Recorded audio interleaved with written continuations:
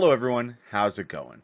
2023 has just started and I'd like to kick off the year doing a Primogem savings guide that will help you accumulate thousands of gems over the course of the next year. First, for new Genshin Impact players and veteran players, we need to discuss and clarify just what are Primogems. In the broad term, Primogems are the paid or earned currency used to make wishes in Genshin Impact. That's the method used to acquire characters. Now, there's a large misconception amongst the Genshin community that Primogems are only stored in their raw form, but that is incorrect. Primogems actually have three different value storages.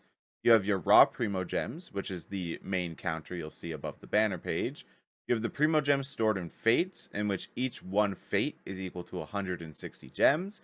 And you have the Primo stored in pity, in which each one pity is also 160 Primogems. This can be related to the real world, in which we invest our money into other things such as building, utilities, or supplies to increase our overall net worth. All that's happening here is that we're investing our Primogems into either fates or pity to get our total increased. When we math out the sum of your raw primos, your current fates, and your current pity, that will give you your total current Primogem count. For example, I have a spreadsheet called Varka Savings, hence the name. It is my Primo savings towards the character Varka when he finally drops in Genshin Impact. As you guys can see here, I have around 35,000 current Primos, 4 Fates, and 50 Pity. When I do the math to get the overall sum, that gives me a grand total of 43,640 total current Primos, which also lets me know the remaining Primos needed to get C6 if I were to lose all of my 50/50s. Now at the moment, this count is very low, being at 35,000 raw Primos and 43,000 total Primos. My goal by the end of the year is to have the raw Primogem count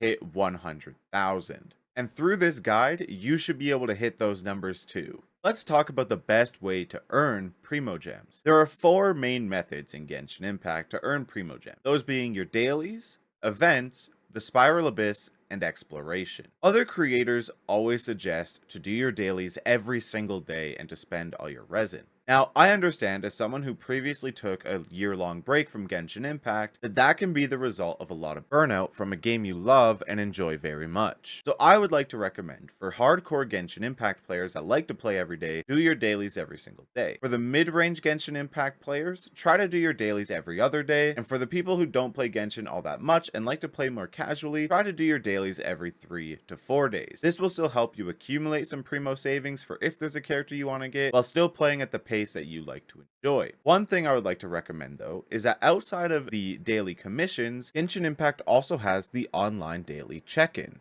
Here, I would recommend not to check every day if you don't want to, but at least check for 18 days in the month, as that will get you all of the Primogem days with a grand total of 60 Primogems into your account. Although not the largest numbers, these numbers start to add up quite a lot, especially when you're doing your daily commissions regularly, along with your Genshin Impact daily check-ins. The next thing to talk about is events. Now, when events come out, they're typically gated behind a time frame in which you can't access content until it is unlocked, therefore locking you away from potential Primogems. Each event roughly comes with 420 Primogems as a reward, and we get on average about 3 to 5 events per update cycle. My strategy to completing events for Primogems is that unless I'm really enjoying the event like the recent Fungi one, I won't play the event until the last 5 days of its run. That way all the content is unlocked and I can binge it in 1 to 2 sittings to get all of the Primogems in rapid succession. The following method from events is the Spiral Abyss. Now I know the Spiral Abyss can be intimidating to some players, but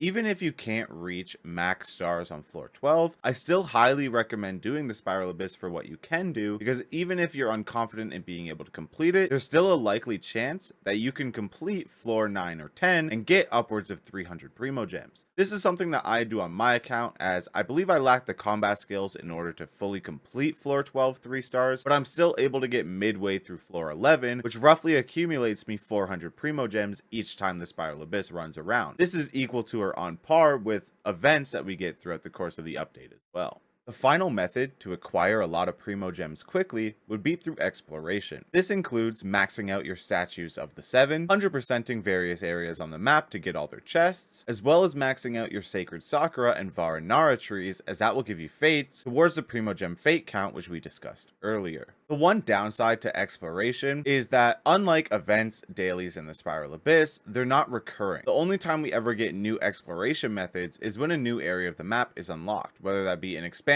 to an existing area or an entirely new region that comes with each new version. Therefore, the next major region being in 4.0 when we receive Fontaine. These are not all the methods to acquire Primogems, just some of the best and fastest ways to do it. Other methods include doing the quest and the hangout events. That will still get you some Primogems, but it may take a lot longer to get that done. Now the question becomes, how do we save those thousands of Primogems we just accumulated through those methods? And I have 3 main recommendations. Number 1 is to avoid opening the wish page. Only open the wish page to see your current Primogem count, be able to calculate it for savings. Which brings me into the next one. Set goals and keep track. Much like I showed earlier, I currently have a Varka savings spreadsheet.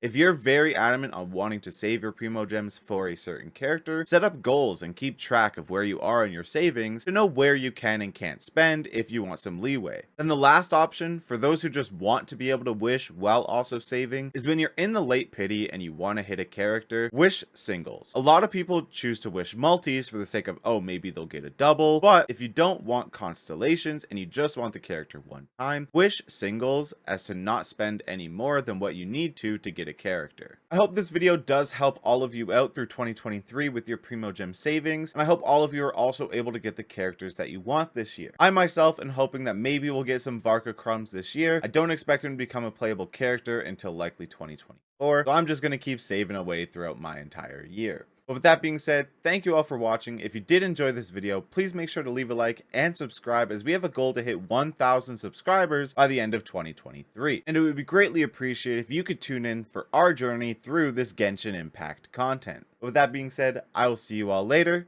So long, everybody.